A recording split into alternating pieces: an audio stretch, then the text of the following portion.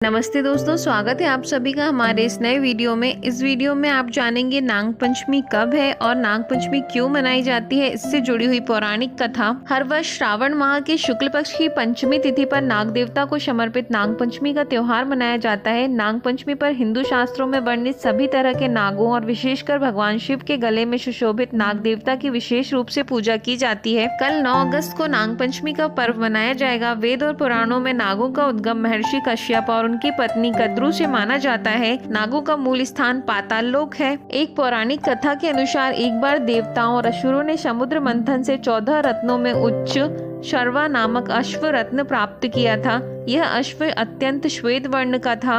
उसे देखकर नागमाता कद्रू तथा विमाता विंता दोनों में अश्व के रंग के संबंध में वाद विवाद हो गया। कद्रू ने कहा कि अश्व के केश श्याम वर्ण के हैं। यदि उनका कथन असत्य सिद्ध हो जाए तो वह विंता की दासी बन जाएंगी, अन्यथा विंता उनकी दासी बन जाएगी। कद्रू ने अपने पुत्र नागों को बाल के समान सूक्ष्म बनाकर अश्व के शरीर चिपक जाने का निर्देश दिया, किंतु नागों ने अपनी असमर्थता प्रकट की। इस पर क्रोधित होकर कद्रू ने नागों को शाप दिया कि पांडवों के वंश में राजा जन्मेजय जब सर्प शस्त्र करेंगे तब उस यज्ञ में तुम सभी अग्नि में भस्म हो जाओगे। नागमाता के शाप से भयभीत नागों ने वासुकी के नेतृत्व में ब्रह्मा जी से शाप निवृत्ति का उपाय पूछा।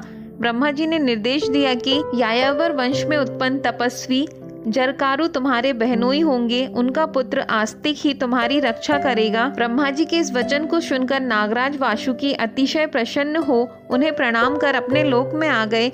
द्वापर युग में अर्जुन के पौत्र और राजा परीक्षित के पुत्र जन्मेजय ने सर्पों से बदला लेने और नागवंश के विनाश के लिए एक नाग यज्ञ रखा। क्योंकि उनके पिता राजा परीक्षित की मृत्यु तक्षक नामक सर्प के काटने से हुई थी, नागों की रक्षा के लिए इस यज्ञ को ऋषि जरकारु के पुत्र आस्तिक मुनि ने रोका। ब्रह्मा जी ने पंचमी तिथि को नागों को यह वरदान दिया। इसी तिथि पर आस्तिक मुनि ने नागों का परिरक्षण किया था और इनके जलते हुए शरीर पर दूध की धार डालकर उनको शीतलता प्रदान की थी। उसी समय नागों ने आस्तिक मुनि से कहा कि पंचमी को जो भी मेरी पूजा करेगा उसे कभी भी नागदंश का भय नहीं रहेगा।